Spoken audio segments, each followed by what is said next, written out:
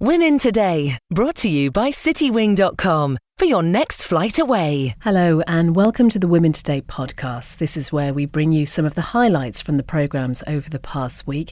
If you'd like to listen to the show in full, we're on every weekday live from 2 p.m, or you can listen again at manxradio.com. Now, this week, we heard from a man whose serious health condition made his trip to the TT this year even more special. We've talked about vaccinations with the resident Women Today GP, Dr. John, and had interesting discussions about plastic surgery and e-cigarettes. Oh, and you'll also hear some of our thoughts about feminism. Do you use the F word? No. Not that one. Feminism we're talking about. We're asking because tennis pro Andy Murray has recently declared himself a feminist after seeing firsthand the criticism that his female coach comes under. Right from the word go, I knew that working alongside Amelie would set tongues wagging. The reason for this is that very few players before me have worked with a female coach. I realised it would create a feeling of suspicion, mistrust and perhaps even negativity. I didn't realise, however, that Amelie would find herself up against such criticism and prejudice. The staggering thing was that she was slated every time I lost, which is something my former coaches never ever experienced. It wasn't right. Have I become a feminist? Well, if being a feminist is about fighting so that a woman is treated like a man, then yes, I suppose I have. Inequality is something I started to see and become passionate about. It's opened my mind.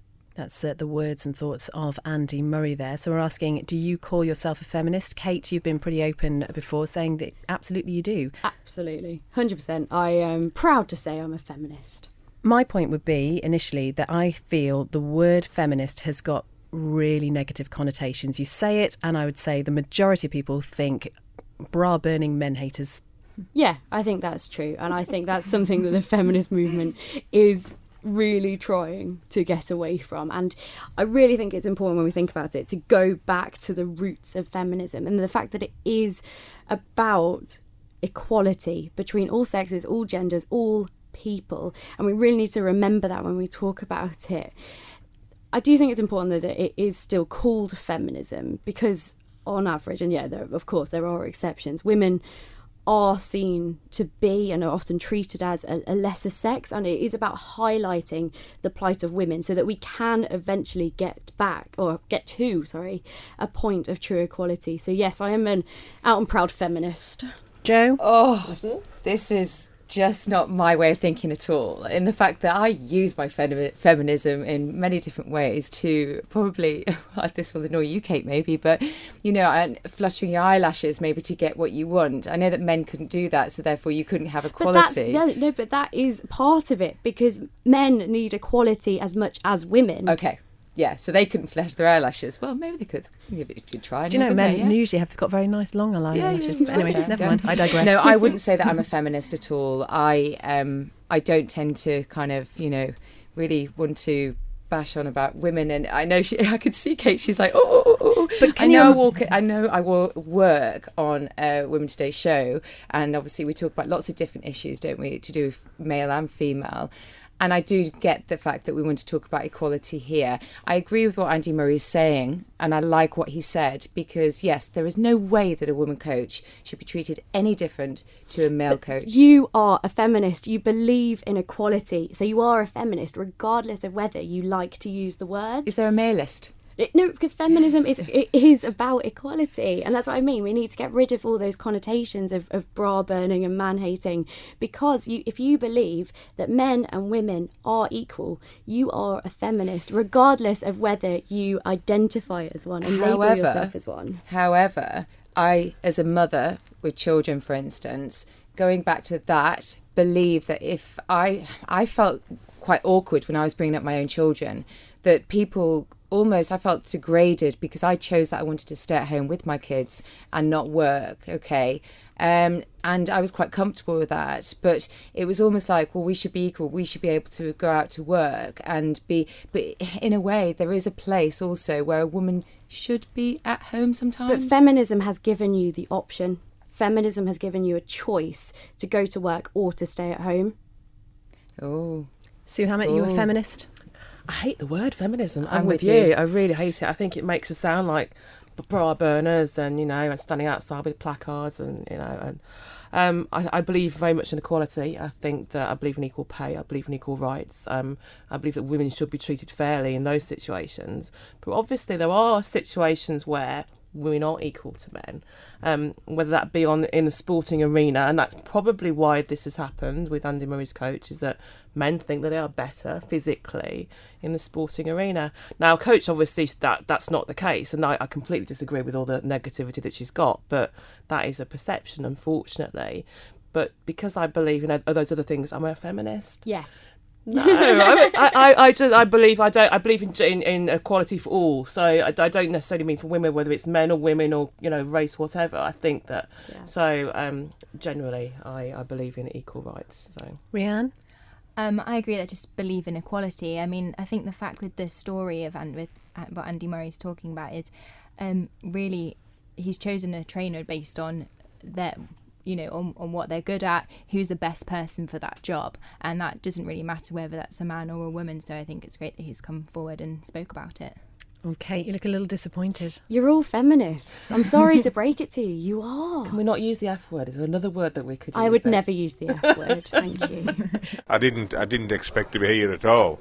It's just once we got September-ish last year, then I started, surely I can't get to another TT, and then we got to Christmas and I was still alive, and I was thinking, we've got half a chance here, and we've got January, February, March, and I thought, I might get there yet. Let's talk about the reason why, and I'm going to switch to your wife for this. Kevin was diagnosed with a brain tumour April 2013. At that point it was a low-grade brain tumour, but last July 2014 the brain tumour had changed to a grade 4, and we found this out from Kevin having surgery on his head, and basically he had low years to live. But following MRI scans from that at Christmas, we saw his consultant in Newcastle, the RVI, and he said, based on the rate that the tumour is actually growing, that he gives Kevin a life expectancy of 6 months. And so for Kevin to actually come today is great. Obviously he's very tired and he can't walk the same like he did last year, but he's here. Kevin, how do you feel about your condition? I don't let it bother me really, because it's not going to go away, so I've just got to get on with it. What are you looking forward to most out of the TT? I'd like to see Guy get a win. I think we're all going to have a bank holiday if Guy gets a win. Yeah, I'd like to see that. What is it that you absolutely love about the TT? Well, I think it's the ultimate challenge to man and a machine, and the lads that race over there, I like every one of them. Even if they finish 25th, I would still shake his hand and want my photo taken with him. And what about the atmosphere? Oh, it's brilliant. The only thing I miss the Lido. I used to like sitting in the Lido in front of the 4-pint jug bar, and we never moved all night. It was the best place. Wasn't it just? Yeah. Get your dancing shoes on and off you go. Have you got any worries at all about your health while you are here? Not as many as she has. So it's more for your wife to answer, maybe? Yeah. Yes, not really, because I think we've resigned to the fact if anything happens to Kevin, it's going to happen somewhere that he loves. And we've just thought, go for it, bring him here, let him enjoy it, and if it's meant to be, it's meant to be. I'm Naomi Lee, Kevin's daughter. Naomi, before you came over here, I believe you got in touch with the TT Association, is that right? Yeah, I think it was Bruce Baker, the main guy, and basically I just wrote and said about Dad how I didn't know if he was going to make it. So at the TT press release, he got like John McGuinness, like Peter Hickman, there was loads of them signed all this gear and hats and T-shirts for Dad, and then sent them out to us. So was that a surprise for your dad? Yeah. How did that feel, Kevin? It was great, absolutely brilliant. Makes you feel like royalty. To have a big bag and open it up and you've got John McGuinness's name and Peter Hickman and who else? There was about 7. Dean Harrison was another one. There's about 7 different riders that signed stuff, and it just humbled you. You wouldn't get that Formula 1, would you? Maybe. No chance, not at all. That's what makes this place special. We're talking about e-cigarettes because Wales could become the first part of the UK to ban the use of e-cigarettes in enclosed public places. The proposals being put forward form part of a new public health bill which the Welsh Government is outlining today. The move would bring e-cigarettes in line with existing smoking law, but the plans do need to be voted on. Wales Health Minister Mark Drakeford explains why he thinks e-cigarettes are a gateway to normal smoking. Once you're hooked on it, the danger is that using an e-cigarette for a child who need never have been addicted in the first place becomes an easier path to conventional smoking in the future. But George Butterworth from Cancer Research UK says there's no evidence to support that. Amongst never smokers, the use of e-cigarettes is very, very low. And we don't think, therefore, you can prove that there's a normalisation effect. Smoking rates amongst teenagers continues to go down and down. So what do you think then? Should the Isle of Man follow suit and ban the use of e-cigarettes in all enclosed public places, Kate? No, I don't think there's enough evidence, perhaps not enough evidence yet, but at the moment I don't think there's enough evidence to warrant a total ban. People know the risks of smoking cigarettes, so yeah, I think that is fair that we don't have smoking inside, but it's not the case with e-cigarettes. Don't you think, though, is it unpleasant when someone's using an e-cigarette in a restaurant or a pub? It's better than smoking. I think you have to remember that. And I don't find it unpleasant. I don't think there's a smell. I don't think there's anything that puts me off. Really don't find it unpleasant at all. Do you know, I'm a little bit against this because I'm the opposite to you, Kate. I think they should because I just don't think... I think it's becoming a trend. I actually think they're looking trendy now. I think they're really uncool. I think they're really uncool. When you listen to the TV or the radio or anything like that, they're being mocked constantly for the kind of hipster attitude of vaping. And I don't think they are cool. Yeah, I think they are, again, within the teenagers. I think if you're looking at the younger, maybe 18 plus, 16 plus, it's kind of looking quite cool to be smoking them or, I don't know if smoking them is the right word. Is it smoking them? I don't know. Vaping. But it's still nicotine, isn't it? I agree that I don't think that they should be allowed in restaurants. I think there's something... It's just not pleasant to sit in a restaurant and watch people smoking e-cigarettes. I don't think it's easy on the eye when there's food around, maybe. But I think we've had this conversation before that if we ban everything, does it again make it more attractive? Does it make people, go back to thinking, well, do you know what? I might as well smoke a cigarette. But I think that they should be banned in indoor places. I do. I don't like the idea of it. The problem is, I think, is once again, we're in a situation where we don't really know how bad it is, if it is bad at all. I mean, it's certainly, I would have thought, not as bad as smoking. So surely, Joe, if somebody is addicted to cigarettes, you'd rather see them with an e-cigarette and staying off real cigarettes than going down that path again. Yes, I would. Of course I would. But you know what? We don't smoke cigarettes in enclosed public places anymore. There shouldn't be any form of smoking going on in enclosed public spaces. I used to smoke, so I'm not a person that's never smoked. I used to smoke, But we've gone this way now and it's been accepted. And I think we should stick this way. Is there a difference between people smoking e-cigarettes in a bar to, say, people doing it in a restaurant?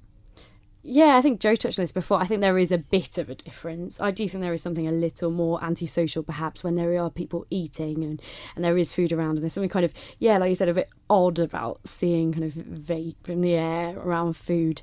But I just think if we just ban so many things, it just makes me a bit like, ooh. Okay, Rianne, again, from a medical point of view, what are your thoughts? Well, I think the important thing to remember if people are trying to give up smoking is that doing lots of different things together, it's not just e-cigarettes, kind of nicotine replacement therapy, also counselling or like the stop smoking service things is proved to be really useful in giving up smoking. I think I understand really both sides of it. I think that we don't necessarily know yet what risks there might be with the e-cigarettes. We've only know that people have been using them a lot recently. We don't have as much evidence for that. And I can understand that as far as inside some of them as well, they can have smells and things, which I know I've been in situations with them, and then that can be a little bit off-putting. But I can also understand that obviously they are an alternative and better than smoking. I kind of like the idea that it takes people out of the doorways of bars and restaurants as well, though, because I think that can be incredibly intimidating as well when you want to walk into a restaurant and there are smokers hanging outside of doorways. And it is quite nice that at the moment, if you are an e-cigarette user, you can at least do it away from the doorways and people can walk through uninterrupted. Yeah, I get that too. And you walk in ending up smelling of cigarettes by the time you've even got into the restaurant. I totally agree with you. I think it is intimidating when you get crowds around the doors, and it just doesn't look great for the fronts of the restaurants, the bars. So yes, I can see that, but I still wouldn't like to see people using them in restaurants or bars. Sue, what are your thoughts? I'm very much against this. I think, I mean, I've got a lot of friends that have stopped smoking and use vaping or e-cigarettes, and they'll go outside to do it. So they literally are replacing having a cigarette outside with an e-cigarette. And I think we're kind of missing the point here that they were brought in to stop people from smoking, and surely anything that stops people from smoking is a good thing. And there's no way that any evidence I would suggest that would be available would say that they're as bad as smoking a cigarette is. So, and I'm sure the smoking, the income that people get from the tax on cigarettes, that's suddenly been lost, and suddenly people that put a ban on e-cigarettes, then let's not forget how much money's made. But I also know people that are doing both. So they're using them in enclosed workspaces and still smoking outside restaurants. So it's not always cutting down the habit, and there's still nicotine in them, which is not good for your health. But those were available anyway, weren't they? I think nicotine replacement therapies have been around for years, and I remember there used to be the old little white tube cigarettes that you would have nicotine in, and it's no different. I think it's because it's become so popular, and people, and I understand about having rules in place for kids, definitely. But I'd like to see the evidence to suggest that a child who vapes then goes to a cigarette. That'd be interesting. We've fairly recently had the change of rules regarding dogs in pubs and restaurants, which is down to the proprietor's discretion. I wonder if that's perhaps the way that this should go. Yeah, I could agree with that. I mean, I don't agree with the blanket ban, but if someone who owns a cafe says, do you know what, actually I don't like it in here, so I'm not going to work in it, then yeah, I would go with that as well. Yeah, I totally agree with you, because then it's given a choice, isn't it? It's given a choice to the owner to decide what they want to do, and it's not just a complete ban, is it? So yeah, that's probably the best way to go. Okay, some of your thoughts on this. Pat says, I use a taxi, the driver uses an e-cigarette, and it definitely has a strong toxic smell. Andy says, e-cigarettes, why not make nicotine a taxable drug and price e-cigarettes? Do that so there's also a disincentive to give them up as well. And Peter says, I was lucky enough to get tickets to Wimbledon tennis competition last year. I was disappointed to see a group of girls aged between 11 and 15 passing an e-cigarette around.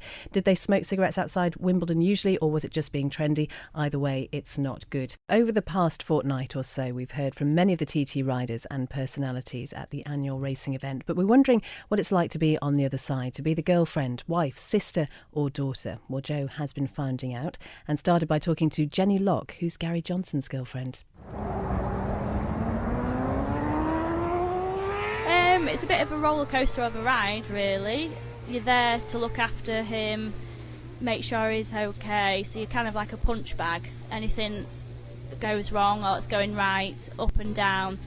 Very emotional, obviously, because the sort of thing that they're doing is dangerous, but without that it's not Gary, and I'm just really there to support him and take all the bad away from him for myself, really. I like to see the time board, I like to see when he go, at each checkpoint where he is. As long as I can hear his name through each checkpoint, I'm more than happy. Let's talk about last year. He had a horrific accident last year. Can you describe where you were and what happened?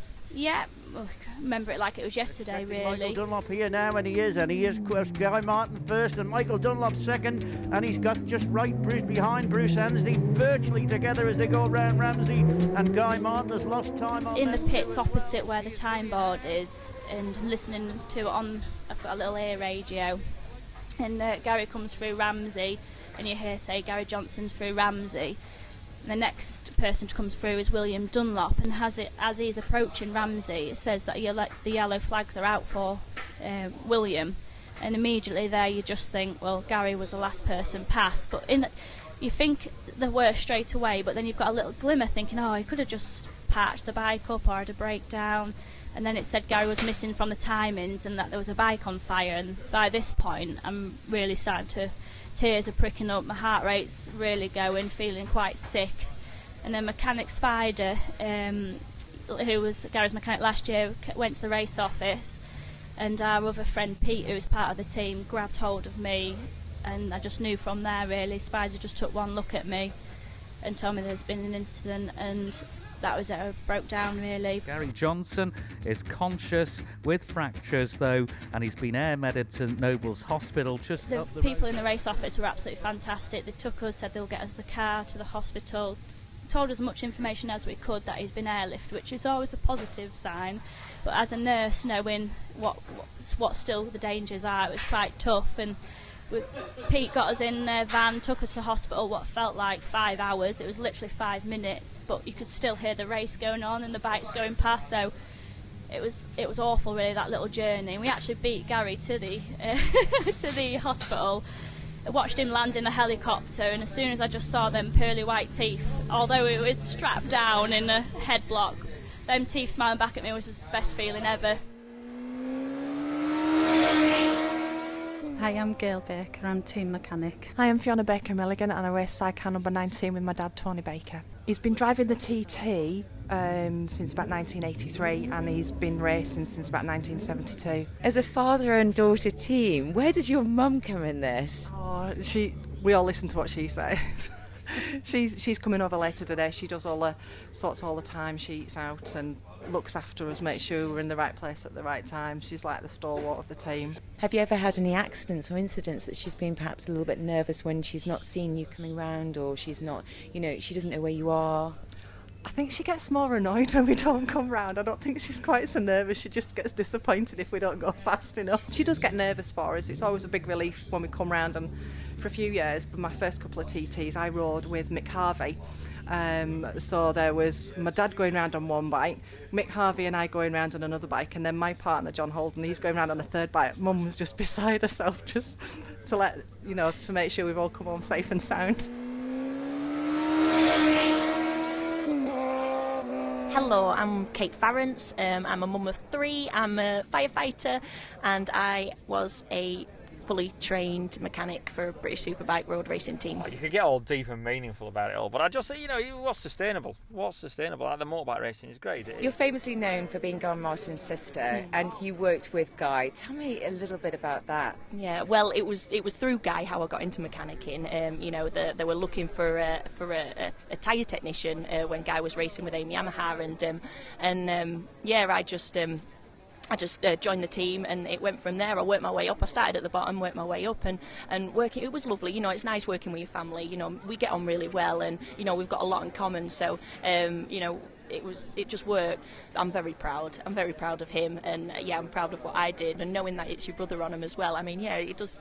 Kind of a bit of pressure on yourself. You're thinking it's your own flesh and blood out there riding something what you've put together, but I think it makes it all the more special.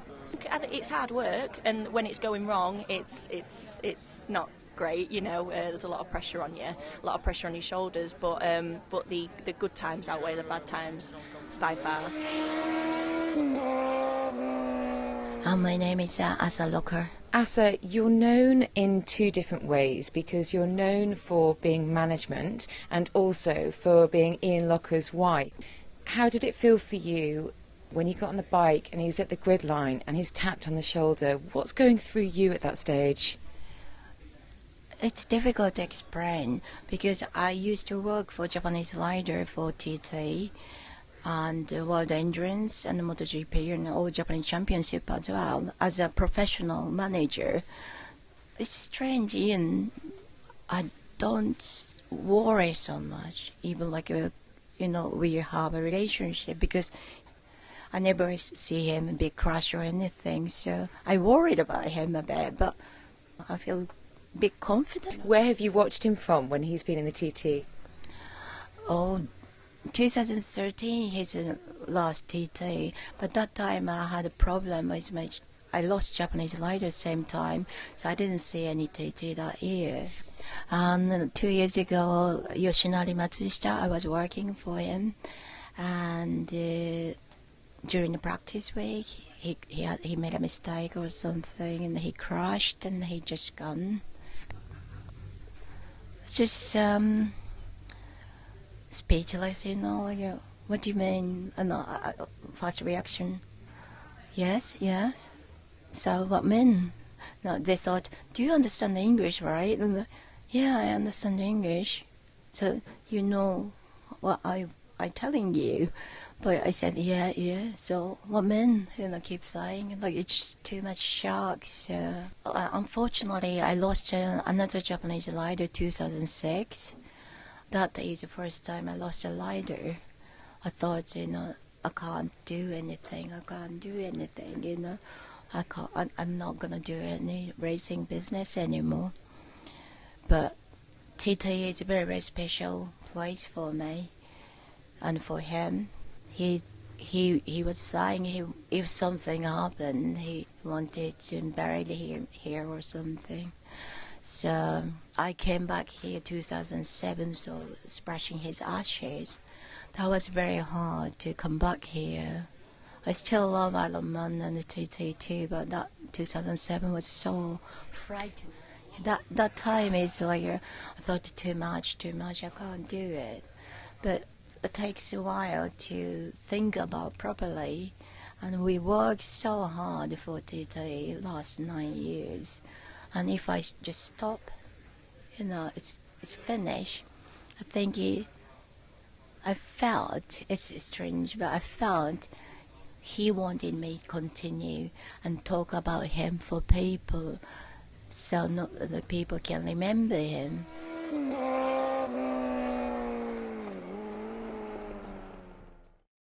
It's been suggested that cosmetic surgery patients should be given a cooling off period before they agree to any treatment. Now, it's just part of the guidance produced by the General Medical Council, which hopes to make surgical and non-surgical procedures such as facelifts, breast implants, dermal fillers and Botox safer.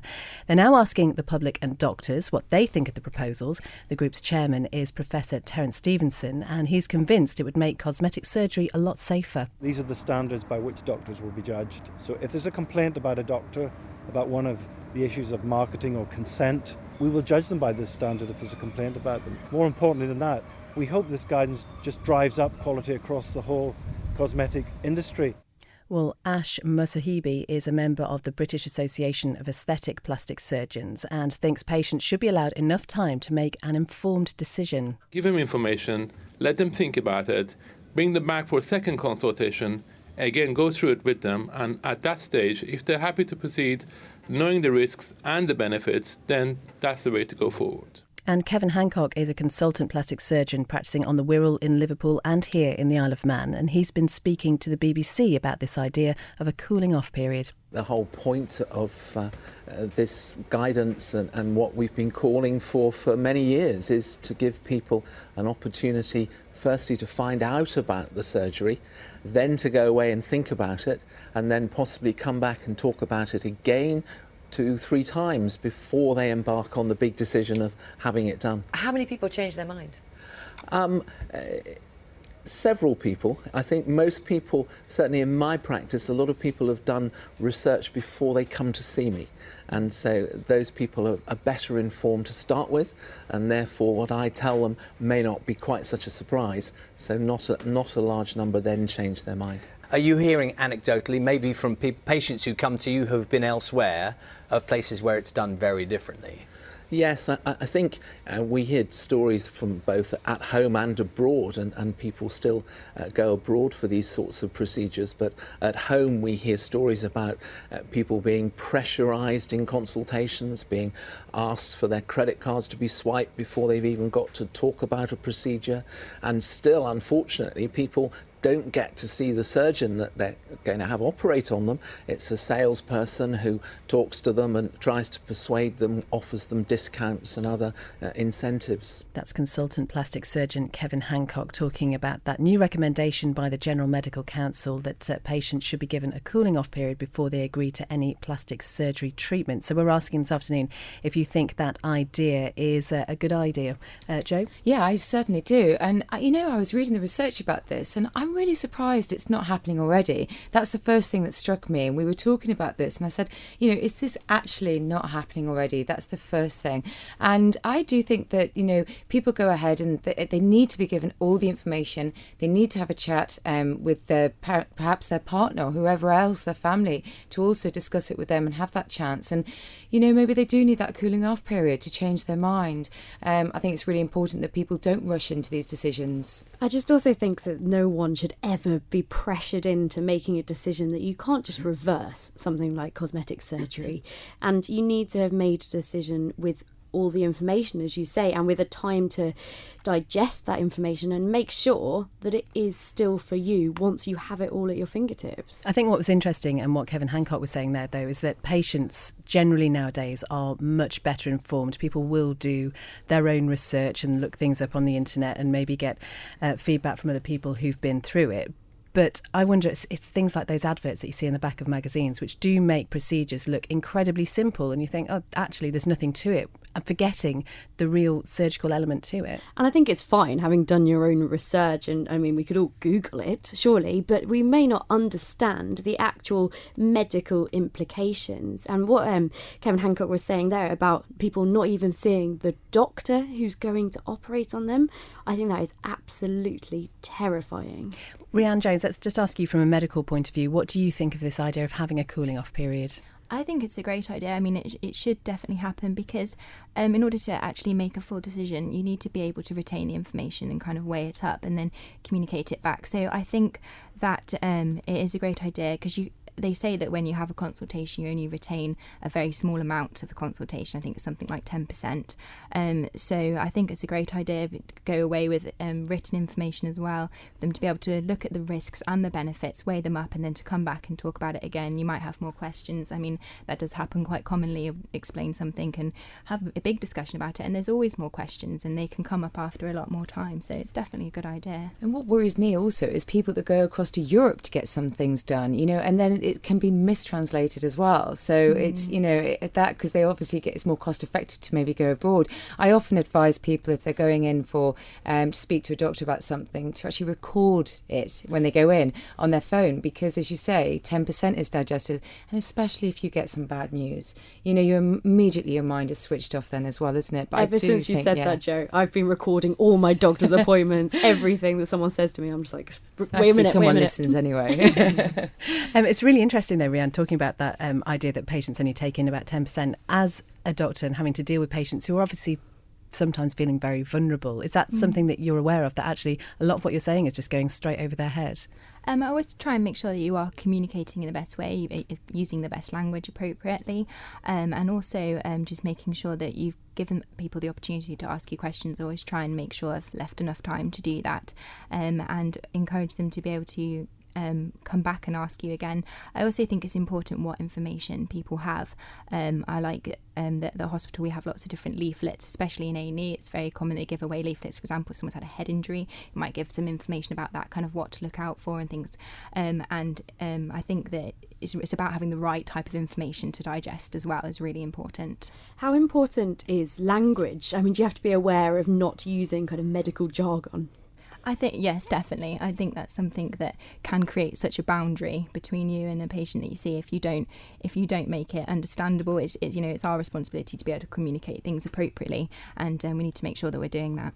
And I wonder, when it comes to something like plastic surgery, how open you think doctors and surgeons should be about the risks involved? So whenever someone's consented for surgery, they should be told all the risks and benefits, and they have to fill in a consent form, and they have the risk and the benefits written, and the person that consents a patient for surgery should be the person that's actually doing the procedure. So that is usually what happens, and that's what we do at Nobles. I mean, thinking about this cooling off period, it does seem ridiculous that it doesn't happen already. I mean, we talked quite a while ago on this programme about the fact that if you go to a new hairdresser's, you should have a strand test before any new dye is applied. I mean, you're talking about, what could potentially be quite risky. I think it's really important that the surgeons stick to this rule rather than let the patient go, oh, no, I know what I'm talking about now, I've made up my mind. That they actually say, no, this is a rule, this is a guideline, and we are going to stick to it, and you will come back in 2, 3, 4 weeks' time. I think maybe, depending on what they're having, there needs to be a certain amount of cooling off period. Like, for instance, if they're having something, a facial procedure, maybe like a filler, it may be that they have a week cooling off period. But if they're having, whether it's breast implants, it might be that they have a couple of weeks cooling off period. I think it needs to be varied depending on what they're having done. I think I'd like to look the surgeon in the eyes, actually, if he was going to do anything, he or she going to do anything. Sue, any thoughts? Yeah, Yeah, I was just about to say, when I've got an 18-year-old daughter, and I know that if she was considering something like this, I would want her to think long and hard about it. And the very thought that she might be able to just get an operation, like, a click of her fingers without that kind of cooling off period, is quite scary, really. We're going to talk now about vaccinations. And I think it's fair to say that it's an area, especially when it comes to babies and children, that can often prompt very strong feelings. Dr. John, I just wonder, first of all, what you would say the general attitude of people you see towards children's vaccinations are. Well, let me start by saying that I don't see very many people directly. Most GPs will tend to delegate the work of vaccinations to practice nurses. So they're the experts, and I'm very much speaking by proxy, if I'm honest. There is a general concern, I think, nowadays that, or not a concern, perhaps a complacency that vaccination is so good and is now so worldwide that actually a lot of these illnesses surely don't exist anymore, and therefore what's the point of getting the children vaccinated if we're going to give them a sore arm or if they're going to get a temperature? Is it actually a risk anymore? And it's really, really important for people to know that, yes, it is still a risk. The recent example of the increase in TB in the Western world is an important one, with a lot of the sort of globalization of the world and the sort of interchange of cultures. We are seeing TB arising in places that you wouldn't expect. And more close to home, measles and mumps have been much more common over the last year or two, maybe more actually, because of the reduction in the percentage of children getting vaccinated with the MMR. So, these diseases are still around. They are still nasty. They can still kill. It's rare, but they do still kill. They certainly make you pretty ill, much more ill than a vaccination will make you. You mentioned MMR there, and there was that wholly unproven link between that MMR jab and ADHD a number of years ago. And I wonder if that continues to have an impact on people's decision to vaccinate. I have no doubt that it does. 1998 it was when there was the original study. And it's really important that in the same way as we were talking earlier on about being persuaded by a single bottle in a supermarket with a particularly attractive label, or a newspaper article about a bag of nuts, we have to be very careful about the media that's attention that's given to this. Dr. Wakefield, who was the guy who originally did this study, did a study using, I think it was something like 12 patients. 12 patients. Well, if you're looking at most drugs now are put onto the market based on many hundreds of thousands of patients being researched over many years. But this one study using something like 12 patients was the basis of many years of misery, really, for the whole of the medical profession because of the sort of backlash from that. People tend to have concerns about, as you mentioned earlier, sort of overloading a child's system, especially when they're very young with all the vaccinations that they have. What would you say to that? Best time. Goodness me, their immune system is at its most flexible. It's developing at its fastest. Kids are incredibly resilient. Our children are probably more healthy than the rest of us because they haven't been sort of sullied by the world and alcohol and lack of exercise, lack of vitamin D, as we were talking earlier on, So children are very, very resilient, and they will react incredibly well to both good things that happen to them and traumas that happen to them. And vaccination is a small trauma for an incredibly big benefit. So important to get them vaccinated. Would you say, though, that ultimately it is a parent's right to choose? Yes, of course it is, but let that choice be based on proper knowledge. Let's not let that choice be based on myth or on what your neighbours said or on, and this is very important, anecdotal discussions, because people will often come in to me and say, oh my goodness, I don't want to have this drug because Nellie next door says her dad had it and his head dropped off, whatever it is, It's very, very important to recognise that when you hear a story about somebody you know, of course you're going to be influenced by it, but you must recognise that that's just one story. But it's so difficult because I was in that situation myself deciding on the MMR, and it's so difficult to know what to believe and what is right. And, whoever you speak to, even professional medical opinion, it's very difficult to get that evidence and that research and look at it and know what's best. And so what advice would you give for a parent in that situation? Well, I mean, we are very fortunate, aren't we, nowadays? I was going to say to have Dr. Google. We had a discussion about that the first time I ever came in. So let's be careful about Dr. Google. But we're very fortunate, aren't we, that information and good information is much easier to come by now than it ever has been. And there are good websites where you can look for reliable information on this sort of thing. NHS Choices is probably the best one for child vaccinations. The NHS.net, I think it is, isn't it? It's the main NHS website. And you go to NHS Choices and look up vaccinations there. And there's very good, very well researched, brief articles that are written which will give you good information. Very briefly then, are there any people who aren't suited to vaccinations? Very few. If your child has a fever at the time when they're supposed to have their vaccination, then it can be postponed. Most people think that if their child is ill in any way, then a vaccination can be postponed, but that's not the case, actually. Again, they're very resilient, and the problem is that while your child has a cold, they're also susceptible to picking up other things, and if they did happen to come across diphtheria or one of those horrible things, there's actually a chance they could pick that up too, so get them vaccinated. If they've got a high temperature, then don't, and we'll put it off for 2 or 3 weeks. If your child is having cancer treatment or for some other reason has a suppressed immune system, then of course let's talk to you. And if your child has significant allergies, then again we can talk to you about that. If someone chose not to vaccinate their child at the advised times, is it too late once they get older? No, come and talk to us. I mean, there's lots of flexibility, and we often do catch-up programmes later on if need be. So no, please come and talk to us about that too. And briefly, what sort of conditions then can we protect children against? Oh gosh, well, I mean, you know, the full range of things, diphtheria and tetanus, which are, tetanus actually is not that uncommon nowadays. Measles, mumps, rubella, whooping cough, the old whooping cough that we still sometimes see. All of that sort of thing. Meningitis are the big new ones. Meningitis C and Haemophilus influenzae, which are the two sort of common childhood meningitises, which were relatively rare but killed children, and nowadays have been almost eliminated by good vaccination regimes. The most recent one is rotavirus. Rotavirus is now given as well, and that's a nasty bug affecting the gut, and again can be effectively immunised against.